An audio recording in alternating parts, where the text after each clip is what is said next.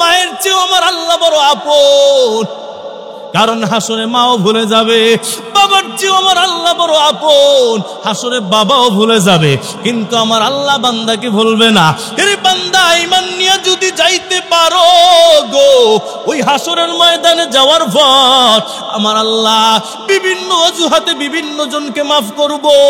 আমাদের তাকি উসমানী বলেন, এক আলেমের ইন্তেকাল হলো, ইন্তেকাল হওয়ার পর ওই আলেম মালিকের দরবারে উপস্থিত। মালিক বলল, আলেম তোমাকে আমি মাফ করে দিলাম, তোমার ঠিকানা যাও জান্নাত। তবে জানোনি আমি কেমনে তোমাকে মাফ করলাম? আলেম বলল, আমার মনে হলো আমি এলেমের খেদমত করলাম, কিতাবাদি লিখছিলাম, অনেক ছাত্র পড়াইলাম, সাদাকায়ে জারিয়া, আমার মনে হইল ওই আমলের কারণে আমার আল্লাহ মাফ করলো। কিন্তু আল্লাহ বলে, না না, আমি তোমাকে তোমার এই কারণে মাফ করি নাই। শোনো, তোমার একদিনের আমল, তুমি একদিন কিতাব লিখতে গেছিলা। হেরে আলেম, কিতাব লিখতে যাওয়ার পর তুমি দোয়াত কালির মাধ্যমে কিতাব লিখতা। ওই দোয়াত কলমটা কালির মধ্যে চুবাইয়া যখন কলমটাকে তুমি জাগাইলা, ওই কলমের মাথার মধ্যে একটা মাছি বসলো। ওই মাছি তোমার কালি খাইতেছিল, মাছিটা বড় পিপাসার্থ ছিল। তুমি ওই মাছিটাকে কালি খাওয়াই খাইতে দেইগা ওই কলমটাকে আর তুমি লড়াও নাই, ওই কলমটাকে ধইরা রাখছো। মাছিটা যখন কালি খাওয়া শেষ, তখন তুমি ওই কলম দিয়া লেখা শুরু করছিলা। হেরে বান্দা, এই যে সামান্য পরিমাণ আমল, এই আমল আমি আল্লাহর দরবারে বড় পছন্দ হয়েছে রে বান্দা। এই আমলের কারণে আমি তোমাকে মাফ করে দিলাম, যাও আমার জান্নাতে চলে যাও। এরে নবীর উম্মত, আমার মালিকের চেয়ে আপন কেউ নাই রে যুবক। আমার আল্লাহ শুধুমাত্র তাকাইয়া থাকে গো, আমার বান্দা কখন আমাকে একটা ডাক দিব। ওই যে দেখো, সনাম সনাম বলে ডাকে, মূর্তির নাম ধরে ডাকে, মূর্তি ডাকে সাড়া দেয় না গো। হঠাৎ করে ভুলের মাধ্যমে, ভুলে একবার সামাদের নাম বের হয়ে গেল। 80 বছর মূর্তির পূজা করলো, মূর্তিকে ডাকলো, মূর্তি বলে না না, ডাকে সাড়া দেয় না। হেরে যুবক, ভুল ক্রমে মালিকের নাম বের হইল।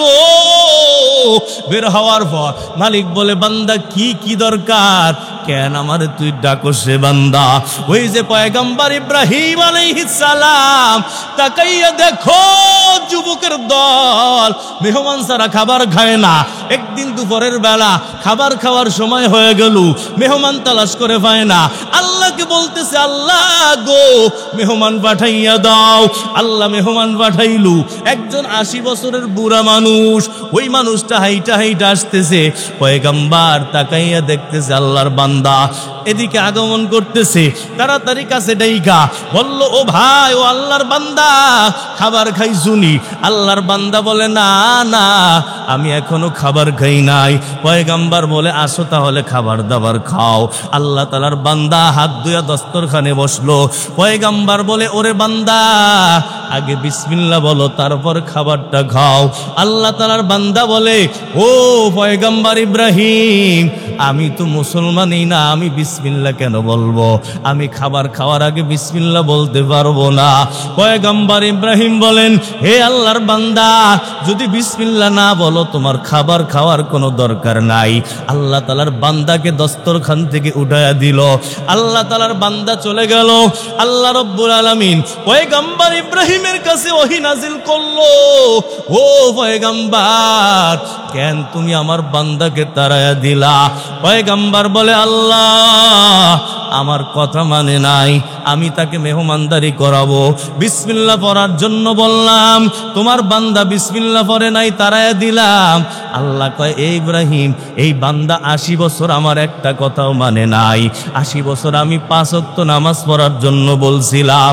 80 বছর যাবত আমি তাকে বিভিন্ন আমলের ব্যাপারে আদেশ দিছিলাম।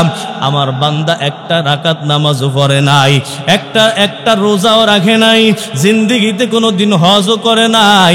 আমার বান্দা এই 80 বছরে একটা কথাও শুনে নাই। ওরে ইব্রাহিম, আমি কি তার খাবার বন্ধ করছিনি?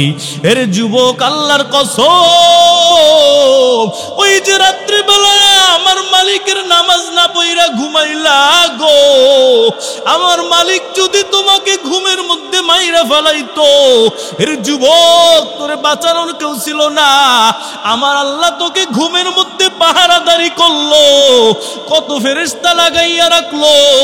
হেরে যুবকের দল, তোমার আমার সাথে আমার মালিক তিন ধরনের জামাত ফেরেশতা রাখলো।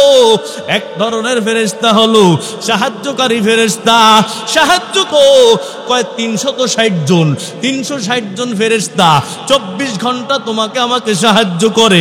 কেমনে সাহায্য করে? হেরে যুবক, তোমার আমার শরীরে জোড়া হলো 360, প্রত্যেক জোড়ার মধ্যে আমার আল্লাহ তাআলা এক একজন ফেরেশতা লাগায়া রাখছে।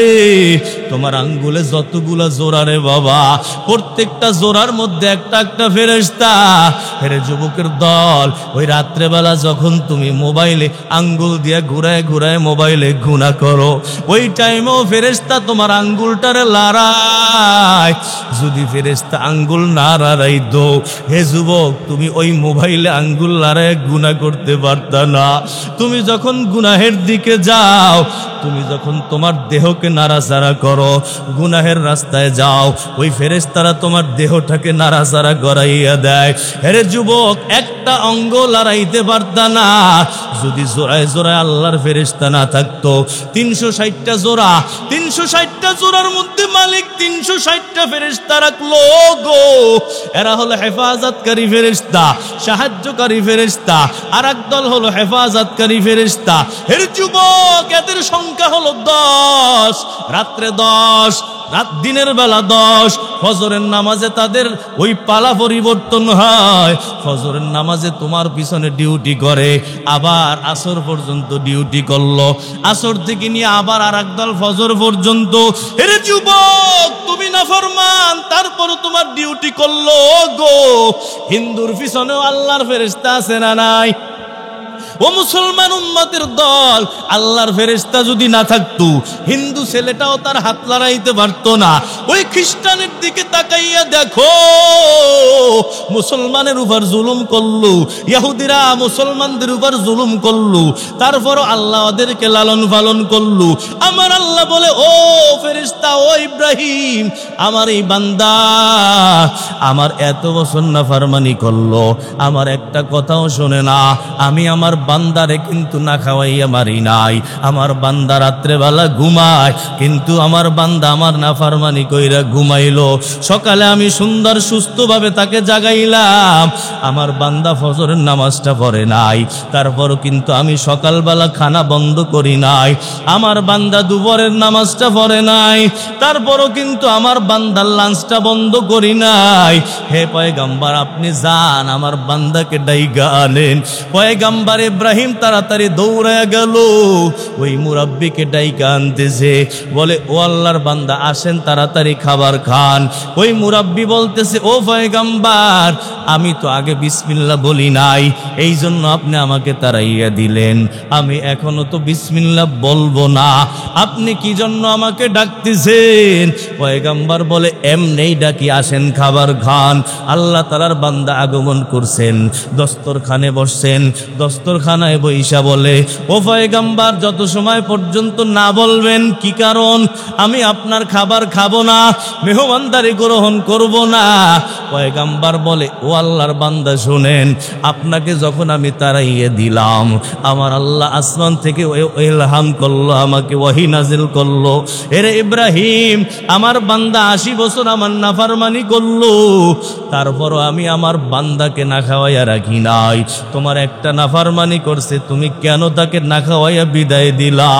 আল্লাহর বান্দা বলে, ও পয়গম্বর, এত বড় দয়াময় আল্লাহর কথা বললেন, আপনি আগে আমাকে মুসলমান বানাইয়া দেন, তারপর আমি আপনার সাথে মুসলমান অবস্থায় খাবার খাবো। এরে যুবক, আমার মালিকের যে আপন কেউ নাই, ওই মালিককে কেন ভুলে থাকো রে যুবক? ও পর্দার অন্তরালের মা, কয়দিন দুনিয়ায় থাকবা কোনো গ্যারান্টি নাই। যেই মানুষই আগমন করলো সবাই কবরে যাইব। এজন্য রে বাবা, আমার আল্লাহ বড় দয়াময়। আল্লাহ বারবার নসিহাত করছেন, বারবার উপদেশ দান করছেন।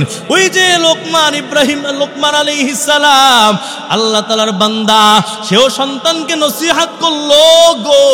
আমার নবী বলেন, মা আনজালাল্লাহু দাআন ইল্লা আনজালা লাহু দাওয়াআন। আল্লাহ এমন কোন রোগ পাঠায় নাই যেই রোগের ঔষধ দেয় নাই, কারণ আল্লাহ বান্দাকে বড় মোহাব্বত করলো। হেরে নবীর উম্মত, এখন কথা হইল, আমরা তো অনেক রোগ দেখি যেই রোগের ঔষধ তালাশ করে পাওয়া যায় না। আমরা অনেক রোগ দেখলাম যার ঔষধ নাই, যেমন বর্তমানে ক্যান্সারের ঔষধ তালাশ করে পাওয়া যায় না। কিন্তু আপনার এইটার জবাব নেন, আগে ছিল যক্ষা। ওই যক্ষা রোগ এমন ছিল রে যুবক, আগে ডাক্তাররা বলতো যার হয় যক্ষা তার নাই রক্ষা। এখন যক্ষার ঔষধ বাইরেছিনি। এবার কারণ হলো ওই যে ডাক্তাররা ঔষধ তালাশ করে পায় নাই, সেজন্য বলল ঔষধের, এই রোগের ঔষধ নাই।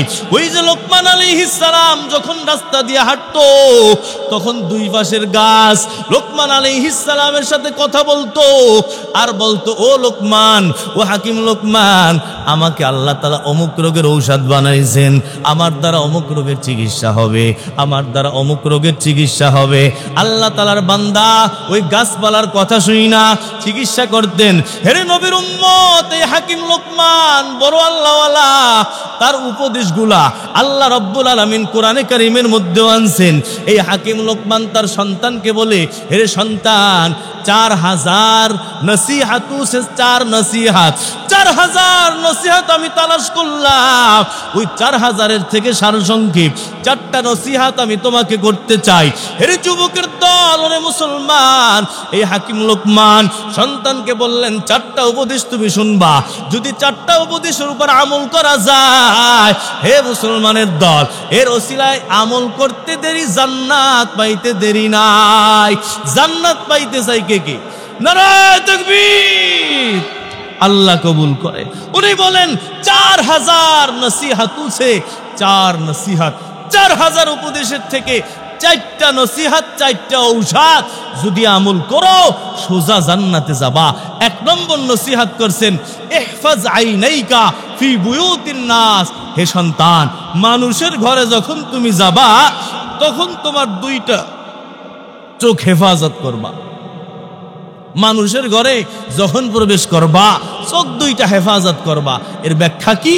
তো এক ব্যাখ্যা হলো, ঘরে যখন ঢুকবা, খালি তার ফার্নিচার আবিজাবি জিনিসের দিকে তাকাবা না। তাকাইলে কি হইব? 1 নম্বর, সে তোমাকে ছোট লোক মনে করব। কই বুঝে দেহ কাল্লাকে বন্ধু বানাইলাম, এইগুলা দেহেই নেই। এ হলো এক সমস্যা। দ্বিতীয় সমস্যা হলো, ওই ঘরের আসবাবপত্রের দিকে যদি তাকাও, তাহলে তোমার মধ্যে লোভ তৈরি হবে। এই লোভের কারণে তখন মানুষ চুরির প্রতি আগ্রহী হয়। একটা দেখছে জিনিস, ওইটা দেখা ভিতরে লোভ হইছে, এখন চুরি করার ধান্দা করে, ফিকির করে। 1 নম্বর সমস্যা হলো লোভ তৈরি হবে। এই জন্য দেখেন, মহিলারা আর এক বাসায় যখন যায়, আর এক বাসায় যাওয়ার পরে কিন্তু স্বামীরে কয়, ওই পাশের বাসার ভাবিরে দেখছি, উনি কিন্তু সুন্দর খাট বানাইছে, আমারও একটা বানাইতে হইব। সুন্দর কাপড় কিনছে, আমার জন্য একটা কিনতে হইব। এটা কেন হইছে? ওই মানুষের আসবাবপত্রের দিকে তাকাইছে, তাকানোর কারণে তার মধ্যে লোভ ঢুকে গেছে। এই হলো আর এক ব্যাখ্যা। আর এক ব্যাখ্যা হলো, ঘরের মধ্যে যত নারীরা আছে, তাদের থেকে চোখ হেফাজত করবা, চোখ বাঁচাবা, মহিলাদের দিকে নজর করবা না। কারণ বদ নজরি এত মারাত্মক যে বদ নজরের কারণে মানুষ বেঈমান পর্যন্ত হয়ে যায়। আমাদের দাদাবীর শাহ হাকিম মোহাম্মদ আখতার নওয়ারাল্লাহু মারকাদা, উনি বলেন, ইমান নিয়ে মারা যাওয়ার 7টা আমল, এর মধ্যে 5 নম্বর আমল হলো নজর হেফাজত করা। কারণ এই বদ নজরি এত বড় মারাত্মক গুনাহ, এর কারণে মানুষ বেঈমান পর্যন্ত হয়ে যায়। যেমন তাফসীরে রুহুল মাআনির মধ্যে ইবনে বারসিসার ঘটনা লেখছে। ইবনে বারসিসা বিরাট এক বুজুর্গ ছিল। কয় কত বড় বুজুর্গ, 70 বছর পর্যন্ত আল্লাহর ইবাদত করছে, কোনোদিন নাফরমানি করে নাই। এই ইবনে বারসিসা রাস্তা দিয়ে যখন যাইতেছে, হঠাৎ করে এক বেগানার দিকে নজর পড়ল। বেগানার দিকে নজর পড়ার পর আল্লাহ তাআলার বান্দা ওই বেগানার প্রতি আশেক হয়ে গেল।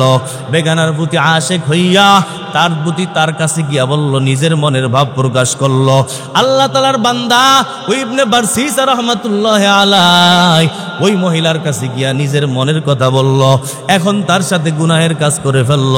গুনাহের কাজ করার কারণে আল্লাহ তাআলা পেটের মধ্যে সন্তান দান করে দিলেন। পেটের মধ্যে যখন সন্তান আগমন করলো, ইবনে বারসিসার এখন বড় টেনশন পেরেশানি হয়ে গেল। ইবনে বারসিসা এখন চিন্তা করলো, যদি আমি আমার ইজ্জতকে বাঁচাইতে চাই, আমি এত বড় আল্লাহওয়ালা, এত বড় বুজুর্গ হিসাবে মানুষ আমাকে জানলো, আমি যদি আমার ইজ্জত বাঁচাইতে চাই, এখন তো তাহলে কিছু একটা করতে হবে। শয়তান ইবনে বারসিসাকে আইসা পরামর্শ দিল, ও ইবনে বারসিসা, যদি তুমি তোমার ঈমান বাঁচাই, যদি তুমি ইজ্জত বাঁচাইতে চাও, যদি তুমি নিজের সম্মান বাঁচাইতে চাও, তাহলে একটা কাজ তুমি করতে পারো। আল্লাহ তাআলার বান্দা বলতেছে, কি কাজ করতে হবে? শয়তান তাকে পরামর্শ দিল, এই মেয়েটাকে তুমি হত্যা করে ফেলো। আল্লাহর বান্দা ইবনে বারসিসা মেয়েটাকে হত্যা করে ফেললো। হত্যা করার পর শয়তান এই খবর পুরা এলাকার মধ্যে ছড়াইয়া দিল।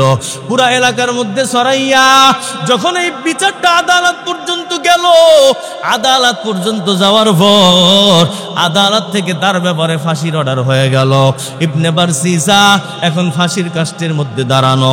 ফাঁসির কাষ্ঠে যখন দাঁড়ালো, ওই শয়তান তার সামনে আবার উপস্থিত হলো। আবার উপস্থিত হইয়া ইবনে বারসিসাকে বলতেছে, আল্লাহর বান্দা, যদি তুমি ফাঁসি থেকে বাঁচতে চাও, তাহলে একটা কাজ তোমাকে করতে হবে। কি কাজ করতে হবে? কয়, আমাকে একটা সিজদা করবা। আমাকে যদি সিজদা করতে পারো, তাহলে আমি তোমাকে ফাঁসি থেকে বাঁচাইতে পারবো। আল্লাহ তাআলার বান্দা 70 বছরের আবেদ এত বড় ইবাদত করলো। ওই ইবনে বারসিসা রাহমাতুল্লাহি আলাইহি এত বড় বুজুর্গ হওয়ার পর ফাঁসি থেকে বাঁচার জন্য এখন শয়তানের পায়ে সিজদা দিল। আরে যুবকের দল, তাকাইয়া দেখো এর মূল কারণটা কি? আসল কারণটা হলো বদনজরি। যদি বদনজরি না করতো, মেয়েদের দিকে না তাকাইতো, আজকে এত বড় বিপদের মধ্যে আল্লাহ তাআলার বান্দা পড়তো না। আল্লাহ তাআলার বান্দা এখন ফাঁসির কাষ্ঠে দাঁড়ানো, একেবারে বেঈমান হয়ে আল্লাহর বান্দা ফাঁসি হয়ে গেল।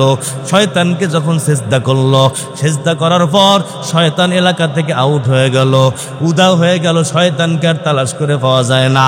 আল্লাহ তাআলার বান্দা বেঈমান হয়ে গেল। একটু পরে তার ফাঁসি কার্যকর হয়ে গেল। হেরে নবীর উম্মত, ওরে যুবকের দল, তাকাইয়া দেখো মাত্র একটা বদনজরের কারণে কত বড় বিপদ। আল্লাহ তাআলার বান্দা দুনিয়া থেকে বেঈমান পর্যন্ত হয়ে গেল। ওই যে আমাদের দাদা পীর শাহ হাকিম মোহাম্মদ আখতার নওয়ারাল্লাহু মারকাদা, ওই হুসাইন আহমদ মাদানির এক ঘটনা বয়ান করেন। হুসাইন আহমদ মাদানি রহমতুল্লাহি আলাইহি মদিনা শরীফের মধ্যে 13 বছর ছিল।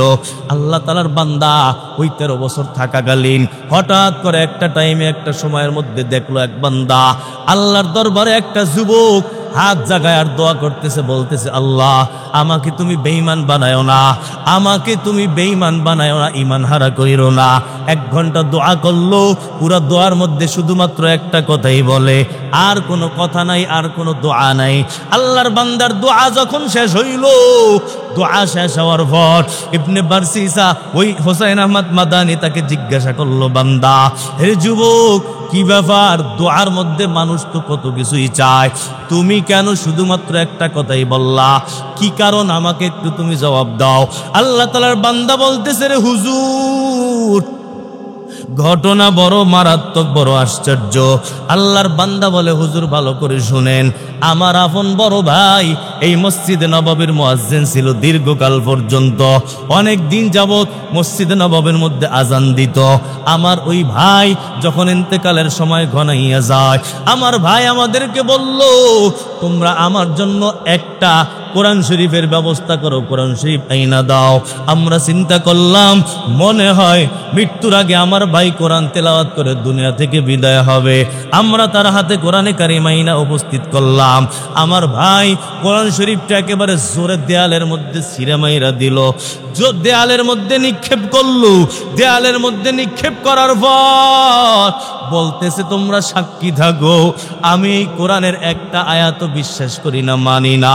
আমি এই কোরআনের আয়াতকে বিশ্বাস করি না। আল্লাহ তাআলার বান্দা এই কথা বলার পর তার ইন্তেকাল হয়ে গেল। ওই যুবক এখন বড় টেনশন, বড় পেরেশান। টেনশন করতে করতে একবার ঘুমাইলো। ঘুমাইয়া পয়গাম্বারকে স্বপ্নে দেখলো। পয়গাম্বারকে জিজ্ঞাসা করলো, রে পয়গাম্বার, কি ব্যাপার, কি কারণে এমন বিপদ কেন হইল? আমার আপন বড় ভাই আপনার মসজিদের মুয়াজ্জিন ছিল দীর্ঘকাল, কিন্তু শেষ পর্যন্ত বেঈমান হয়ে মারা গেল। কান আপনার পাশে দাঁড়াইয়া দাঁড়াইয়া আজান দিত। হে পয়গাম্বার, কি কারণ? পয়গাম্বার তখন জবাব দেয়, শোনো রে বান্দা, তোমার আপন বড় ভাই যদিও আমার মসজিদে আজান দিত, আমার পাশে দাঁড়াইয়া দাঁড়াইয়া নামাজ পড়তো, একেবারে দামি খেদমতটা করত, যেই খেদমতটা বেলাল রাদিয়াল্লাহু তাআলা আনহু করত। কিন্তু তোমার ভাইয়ের একটা সমস্যা ছিল, শোনো, তোমার ভাই তার দুইটা নজর কোনোদিন বাঁচায় নাই, তার চোখ দুইটা নারীদের থেকে বাঁচায় নাই। মসজিদে নববীর মুয়াজ্জিন ছিল ঠিক আছে, কিন্তু নজর না বাঁচানোর কারণে আল্লাহ তাআলা তার অন্তরটাকে নাফাক বানাই দিয়েছেন। চোখ যখন নাফাক, তার অন্তরটাও বড় নাফাক হয়ে গেল। এই অন্তর নাফাক হওয়ার কারণে অন্তরের মধ্যে যা ছিল তাই মুখ দিয়া বের হইছে। তোমার ভাই নজর দুইটা বাঁচায় নাই, নজর না বাঁচানোর কারণে আজকে বেঈমান হয়ে দুনিয়া থেকে বিদায় হইল। হেরে যুবক, আল্লাহর কসম, তুমি তাকাইয়া দেখো, ওই যে তোমার আমার নজর দুইটা হেফাজত নেই রে বাবা। আজকে ভাই বোন, খালাতো ভাই খালাতো বোনের পর্দা নাই, ভাবির সাথে পর্দা নাই। হেরে যুবক, আল্লাহর কসম, নজর যদি না বাঁচাও, ওই হেফাজত যদি না করো, ওই হাকিম লুকমান সন্তানকে বলল, রে সন্তান, এক নম্বর নসিহাত, ইহফাজ আইনাইকা ফি বুয়ুতিন নাস। ও সন্তান, যখন মানুষের ঘরে তুমি যাবা, তখন তোমার নজর দুইটাকে বাঁচাবা, রাস্তার মধ্যেও বাঁচাবা। বদনজরি জিন্দেগিতে তুমি কোনোদিন করবা না, কারণ এই বদনজরি মানুষকে বেঈমান পর্যন্ত বানাইয়া দেয়। হেরে যুবকের দল, আজকে তাকাইয়া দেখো, কত যুবক বদনজরের মধ্যে লিপ্ত, ওই হারাম প্রেম প্রীতির মধ্যে লিপ্ত। হেরে যুবকের দল, আল্লাহর কসম, যদি মইরা জান্নাতে যাইতে চাও, বদনজরি কইরা, হারাম সম্পর্ক কইরা কোনোদিন জান্নাতে যাওয়া যাবে না, ঠিক কিনা বলো? ও মুসলমানের দল, ইবনে বারজিসা যেমন বেঈমান হয়ে মারা গেল, কারণ হলো তার বদনজরি, নজর দুইটা বাঁচায় নাই। ওই যে হোসেন আহমদ মাদানী, যেই যুবকের কথা কইল, মসজিদে নববীতে আজান দিল, সেও বেঈমান হয়ে মারা গেল, তার কারণটাও ছিল বদনজরি। হেরে নবীর উম্মত, সালেহ আল মুয়াজ্জিনের ঘটনাও লেখলো। ওই বাগদাদের মধ্যে বড় এক আল্লাহওয়ালা বান্দা ছিল, সেও এক মসজিদে আজান দিত, মিনারের মধ্যে দাঁড়াইয়া দাঁড়াইয়া আজান দেয়। আল্লাহ তাআলার বান্দা, তার ঘটনাও লেখলো, বেঈমান হয়ে মারা গেল। ওই বান্দা মিনারের মধ্যে উঠলো আজান দেওয়ার জন্য। আজান দিতে যখন আল্লাহর বান্দা উঠলো, হঠাৎ করে ইহুদি নারীর প্রতি নজর পড়ে গেল। ইহুদি নারীর প্রতি নজর পড়া আল্লাহ তাআলার বান্দা তার প্রতি আশিক হয়ে গেল। আজান শেষ কইরা তার বাসার মধ্যে গিয়ে উপস্থিত হয়ে গেল। গিয়া মেয়েটাকে গুনাহের প্রস্তাব দিল। মেয়ে বলতেছে, আমি তো ইহুদি, তুমি তো মুসলমান, তোমার সাথে আমার বিবাহর সম্পর্ক হবে না, সুতরাং তুমি যদি আমাকে পাইতে চাও, ইসলাম তোমাকে ত্যাগ করতে হবে। আল্লাহর বান্দা সাথে সাথে বলে, আমি ইসলাম সাল্লাম। ওই মেয়েটা বলতেছে, আমি তো শুকরের গোশত খাই, তুমি যদি আমাকে পাইতে চাও, শুকরের গোশত তোমাকে খাইতে হবে। আল্লাহর বান্দা বলে, হা হা, এটা তো আমি রাজি। মেয়েটা বলতেছে, আমি তো মদ পান করি, তুমি যদি আমাকে পাইতে চাও, তোমাকেও মদ পান করতে হবে। আল্লাহর বান্দা কয়, হা হা, মেয়েটার মধ্যেও রাজি। এখন এই সব কিছু করার পর আল্লাহর বান্দি, ওই মেয়েটা বলতেছে, আমার বাবা আসার আগ পর্যন্ত তোমার সাথে বিবাহ না হবে, না হইলে আমার কাছে তুমি আসতে পারবা না। ছাদের মধ্যে গিয়া তুমি অপেক্ষা করতে থাকো। আল্লাহর বান্দা ছাদের মধ্যে অপেক্ষা করতে লাগলো। হঠাৎ করে ছাদ থেকে নিচে বইরা ওই সালেহ আল মুয়াজ্জিনের ইন্তেকাল এলাকার মধ্যে ছড়াইয়া গেল। সালেহ আল মুয়াজ্জিন বেঈমান অবস্থায় দুনিয়া থেকে বিদায় হয়েছে। কেউ সালেহ আল মুয়াজ্জিনকে এ বাবা কবর দিতে যায় না, সালেহ আল মুয়াজ্জিনকে কেউ দাফন কাফন করতে যায় না। হেরে যুবকের দল, ওই সালেহ আল মুয়াজ্জিন ওই অবস্থায় তার লাশটা পছন্দ ধরলো, লাশের থেকে দুর্গন্ধ ছড়াইয়া গেল। এলাকার মানুষজন দুর্গন্ধের কারণে থাকতে পারে না। সবাই মিলে তখন একটা গর্ত বানাইয়া লাঠি দিয়া বাঁশ দিয়া গুতাইয়া গুতাইয়া ওই সালেহ আল মুয়াজ্জিনের লাশটাকে মাটি চাপার মধ্যে দিয়ে দিল রে বাবা। হেরে নবীর উম্মত, ও মুসলমানের দল, দেখো কারণ শুধুমাত্র বদনজরি। আজকে তোমার আমার ঘরের মধ্যে টিভি আছে না নাই? ওরে মুসলমান, ওই টিভির মধ্যেও বদনজরি আছে না নাই? আজকে শুধুমাত্র তুমি আমি চিন্তা করলাম নামাজ পড়ি আমি বড় মুসলমান। না না, আল্লাহর কসম, কবিরা গুনাহ থেকে না বাঁচলে তার নাম মুসলমান থাকে না। এক একটা কবিরা গুনাহ মানুষকে জাহান্নাম পর্যন্ত নিয়ে যায়, এটা মানুষকে বেঈমান পর্যন্ত বানাইয়া দেয়। হেরে যুবকের দল, নজর দুইটা যদি না বাঁচাও আমার মালিককে বাবা না গো। ওই যে তাকাইয়া দেখো তোমার মতো কত যুবক কলেজে পড়ে, ইউনিভার্সিটিতে পড়ে, 5 ওয়াক্ত নামাজ পড়ে, এমন যুবক আছে না নাই? তুমি কেন পারবা না রে যুবকের দল? তোমার মতো যুবক ওই কলেজে পড়ে, ইউনিভার্সিটিতে পড়ে, জুব্বা পরে, ভাগরি পরে, তুমি কেন পারবা না? দিন মজুরির কাজ করে, খেতে খামারে কাজ করলো, এক ওয়াক্ত নামাজ ছাড়ে না, এমন যুবক আছে না নাই? ওরে যুবক, আজকে তুমি আমি পড়ালেখা বাংলা ইংরেজি যাই তুমি করো না কেন? আগে তোমাকে মুসলমান হতে হবে। মুসলমান না হইয়া যদি মারা যাও আল্লাহর কসম জান্নাত তুমি পাবা না।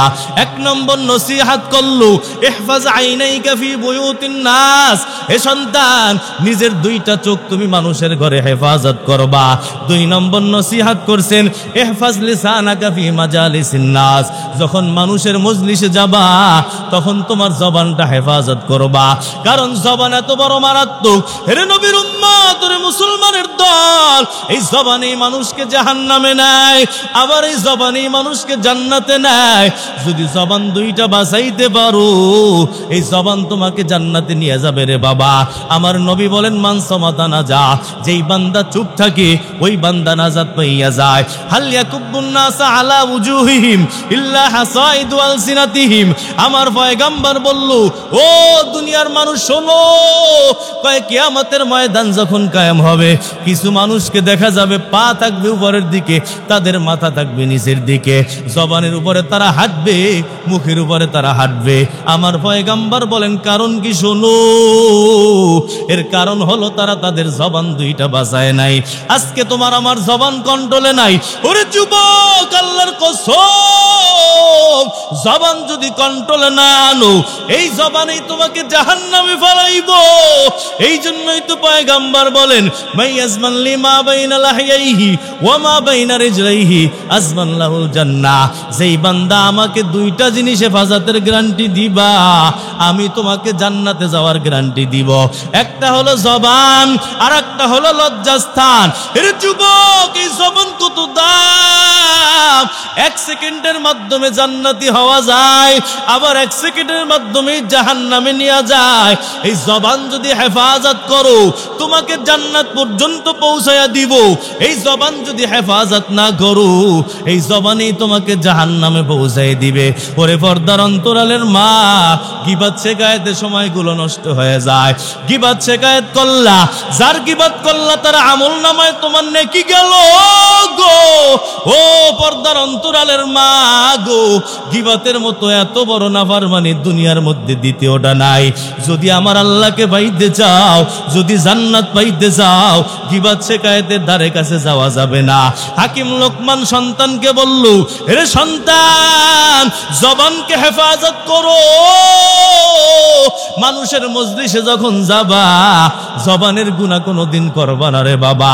হে নবীর উম্মত, যুবকের দল, শাইখ আব্দুল ওয়াহিদ রহমাতুল্লাহ আলাই, আল্লাহ তাআলার বিরাট বড় এক বুজুর্গ বান্দা।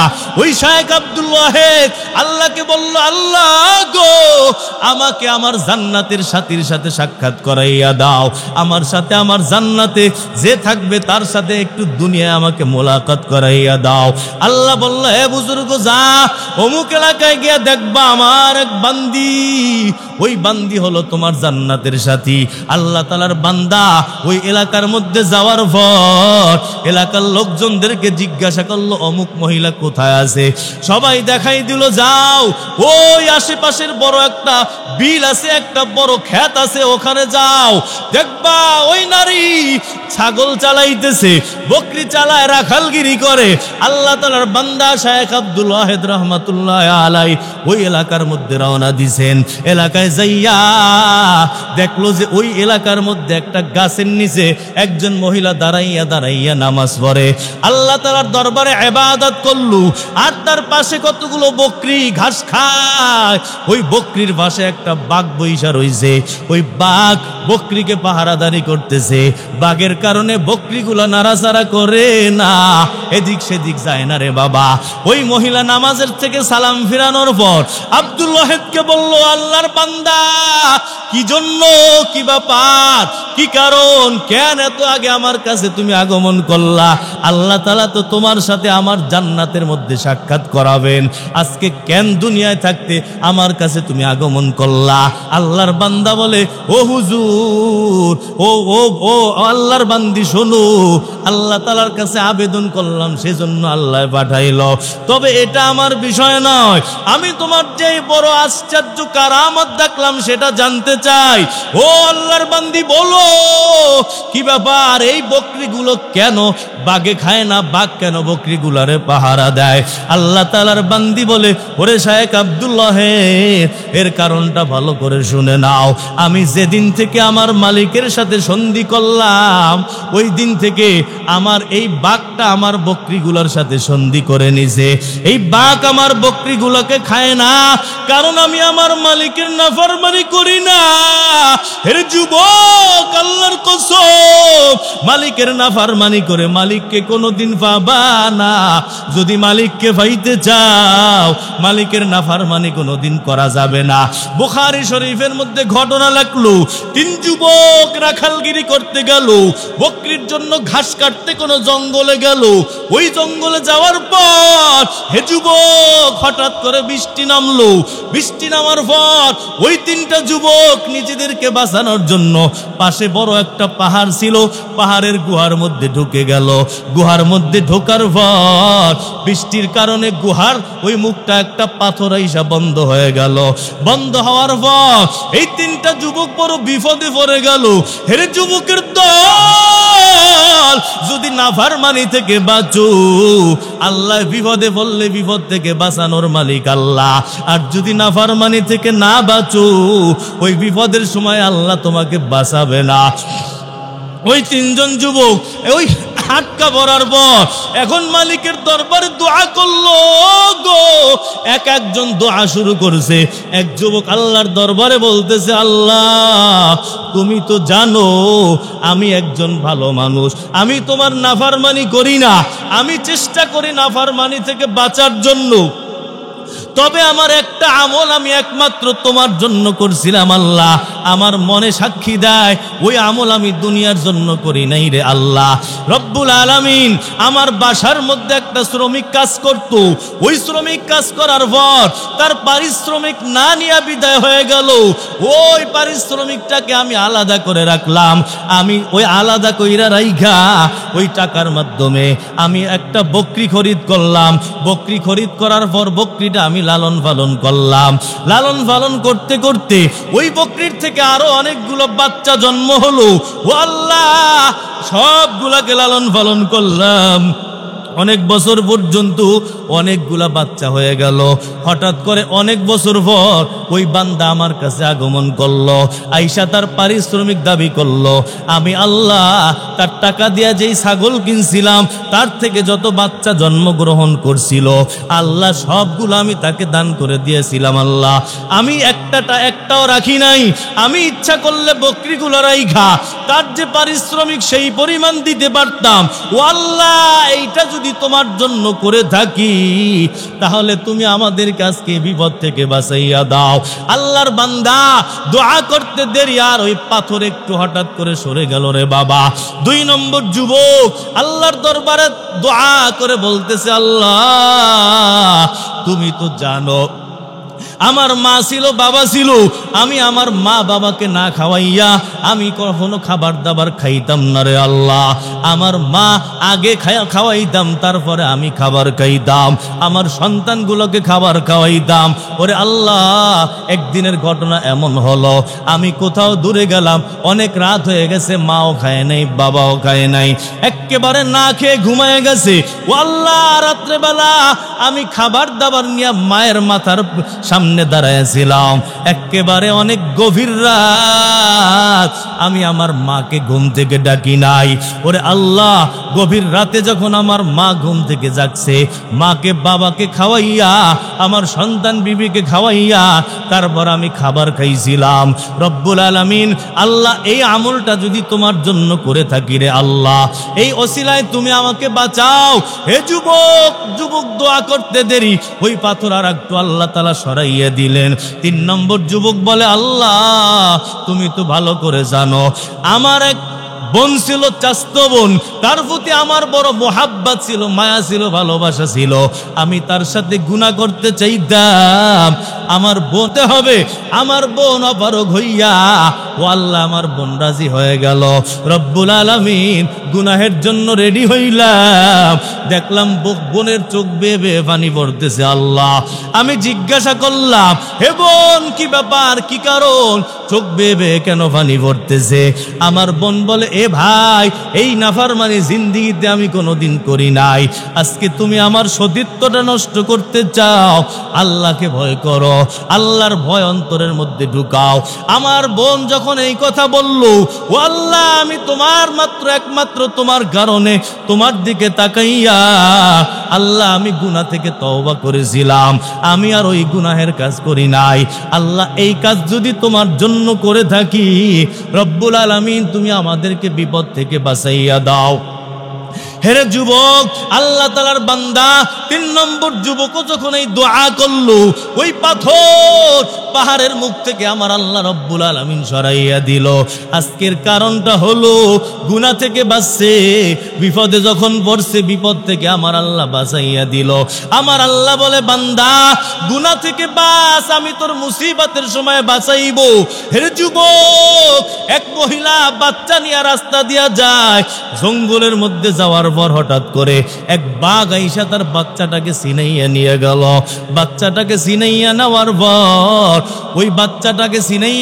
পর বাঘ মুখে করে বাচ্চাটাকে নিয়ে রওনা দিছে। অনেক দূর যাওয়ার পর হঠাৎ করে সামনে একটা লোক আইসা দাঁড়াইয়া গেছে। বাঘ ভয় পাইয়া বাচ্চাটাকে রাইখা বিদায় হয়ে গেল। ওই লোকটা বাচ্চাটাকে আইনা মহিলার কাছে জমা দিল। মহিলা বলল, এ বাবা, ও আল্লাহর বান্দা, কে তুমি, কোত্থেকে আগমন করলা, কি তোমার পরিচয়? খুতবাতে জুলফিকারের মধ্যে লেখলো। ওই বান্দা বলতেছে, শোনো, আমি আল্লাহ তাআলার ফেরেশতা, আল্লাহ তাআলা আমাকে পাঠাইলো, আল্লাহ তোমাকে এই বিপদ থেকে বাঁচানোর জন্য পাঠাইছে। কারণ কি জানো? একদিন তুমি এমন খাবার খাইতে বসছিলা, যখন খাবারের লোকমা তুমি মুখের মধ্যে নিয়ে বসছিলা রে মা, হঠাৎ করে তোমার ঘরের মধ্যে একটা ভিক্ষুক চলে আসলো। ওই ভিক্ষুক খাবার খায় নাই, তোমার কাছে খাবার চাইতেছে। তখন তুমি তোমার মুখের খাবার বাই কইরা ওই ভিক্ষুককে তুমি খাবার খাওয়াইছিলা। তোমার এই আমল আমার আল্লাহর দরবারে এত বেশি কবুল, যেমন তোমার মুখের লোকমা তুমি আর একজনকে দিলা, আল্লাহ তাআলা বাঘের লোকমাটাকেও তোমার কাছে পৌঁছায়া দিল। হেরে নবীর উম্মত, ওরে যুবকের দল, আল্লাহর কসম, আমার মালিককে যদি পাইতে চাও নজর হেফাজত করা ছাড়া মালিককে পাবা না, জবান হেফাজত করা ছাড়া মালিককে পাবা না। 3 নম্বর নসিহত করলো ইহফাজ বাতনাকা আলা মায়েদা, হে সন্তান যখন কোন দস্তরখানে যাবা ওই দস্তরখানে গিয়া নিজের পেটটাকে হেফাজত করবা। অর্থাৎ দস্তরখানে যাওয়ার পর তুমি একেবারে বেশিও খাবা না যাতে তোমার পেট নষ্ট হয়ে যায়। 2 নম্বর ব্যাখ্যা হলো রে সন্তান দস্তরখানে গিয়া যখন খাবার শুরু করবা তখন খাবারটাকে যাচাই বাছাই করবা হালাল খাবার নাকি হারাম। যদি হারাম খাবার হয় ওই খাবার খাবার। আরে যুবক, হে যুবকের দল, ও মুসলমান, কারণ হারাম খাইয়া আল্লাহর দরবারে ইবাদত কোনোদিন কবুল হয় না। যদি ইবাদত কবুল করাইতে চাও হারাম খাওয়া যাবে না, হারাম ছাড়তে হবে রে বাবা। কারণ আমার পয়গম্বর বলেন লা ইয়াদখুলুল জান্নাতা জাসাদুন গুজিয়া বিল হারাম। ও যুবক, ওই দেহ কোনোদিন জান্নাতে যাবে না যেই দেহ হারাম টাকা দ্বারা লালন পালন হয়। আমার পয়গম্বর বলেন তুমি যদি জান্নাতে যাইতে যাও হারাম খাবার থেকে তোমাকে বাঁচতে হবে। একটা হারাম লোকমা ঢুকাবা 40 দিনের ইবাদত আল্লাহর দরবারে কবুল হবে না। ওয়াল্লাযী নাফসু মুহাম্মাদিন বিয়াদি, ওই সত্তার কসম যেই সত্তার হাতে মুহাম্মাদের জান, ইন্নাল আবদা লা ইয়াগযিফুল লুকমাতাল হারাম ফি জাওফি, কোন বান্দা যদি একটা হারাম লোকমা তার পেটের মধ্যে ঢুকায় লাম ইউতাকাব্বাল আমালু 40 ইয়াওমা, আমার পয়গম্বর বলেন 40 দিনের কোন আমল আল্লাহর দরবারে কবুল হবে না। 40 দিন যত নামাজ পড়বা ও পর্দার অন্তরালের মা গো, 40 দিনের নামাজ কবুল হবে না, 40 দিনের তেলাওয়াত কবুল হবে না, 40 দিনের জিকির আজকার কবুল হবে না। হারাম যদি খাও ওই হারাম দ্বারা কোনো ইবাদত কবুল হয় না। আমার পয়গম্বর বলেন মানিস তারা সাওবান বিআশারাতি দারাহিম, কোন বান্দা যদি 10টা টাকার মাধ্যমে একটা জামা খরিদ করলো ওই 10 টাকার মধ্যে ফিহি দিরহামুম মিন হারাম, একটা টাকা শুধুমাত্র হারাম, লাম ইউতাকাব্বালিল্লাহু লাহু আমালান মা দামা আলাই। আমার পয়গম্বর বলে এই হারাম জামা গায়ে দিয়া যত নামাজ পড়বা কোন নামাজ আল্লাহর দরবারে কবুল হবে না। হেরে যুবকের দল, 3 নম্বর নসিহত করছেন হারাম খাইও না। 4 নম্বর বলছেন ইহফাজ কলবাকা ফি সালাত, হে সন্তান, ওরে যুবক, তুমি যখন নামাজের মধ্যে দাঁড়াবা সাবধান, নামাজের মধ্যে তুমি তোমার কলবটাকে হেফাজত করবা। নামাজের মধ্যে মনোযোগটা নামাজের ভিতরে রাখবা রে বাবা। নামাজের মধ্যে অন্যায় কাজ করবা না, অন্যদিকে মনোযোগ কখনো দিবা না। এই 4টা নসিহত করে বলছেন হে সন্তান 4টা নসিহত করলাম। এই 4টা নসিহত কেমনে করলাম? 4000 নসিহত থেকে যাচাই বাছাই করে 4টা নসিহত করলাম। 1 নম্বর নসিহত ইহফাজ আইনাকা ফি বুয়ুতিন নাস, হে যুবক তোমার নজরটা মানুষের ঘরে যখন যাবা হেফাজত করবা। 2 নম্বর ইহফাজ লিসানাকা ফি মাজালিসিন নাস, মানুষের মজলিসে যখন যাবা তখন তোমার জবানটা হেফাজত করবা। 3 নম্বর ইহফাজ বাতনাকা আলা মায়েদা, তোমার পেটটা দস্তরখানে হেফাজত করবা।